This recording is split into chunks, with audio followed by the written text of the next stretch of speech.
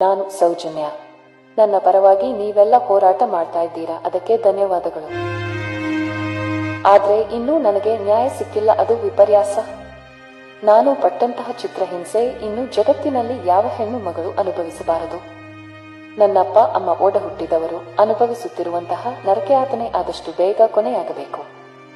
ಮುಂದೊಂದು ದಿನ ವರ್ಷಗಟ್ಟಲೆ ಹೋರಾಟ ಮಾಡುವಂತಹ ಪರಿಸ್ಥಿತಿ ಬರಬಾರದು. ನನ್ನ ಕೊಲೆಯನ್ನು ಮುಂದಿಟ್ಟುಕೊಂಡು ದುಡ್ಡು ಮಾಡುತ್ತಿರುವ ಕೆಲವರಿಗೆ ನನ್ನ ಧಿಕ್ಕಾರ. ನನ್ನನ್ನು ಕೊಲೆ ಮಾಡಿದ ರಾಕ್ಷಸರಿಗೂ ಹಾಗೂ ಅವರನ್ನು ಬಚ್ಚಿಡಲು ಸಹಾಯ ಮಾಡಿದ ಎಲ್ಲ ಅಧಿಕಾರಿಗಳಿಗೂ ತಕ್ಕ ಶಿಕ್ಷೆ ಆಗಲೇಬೇಕು.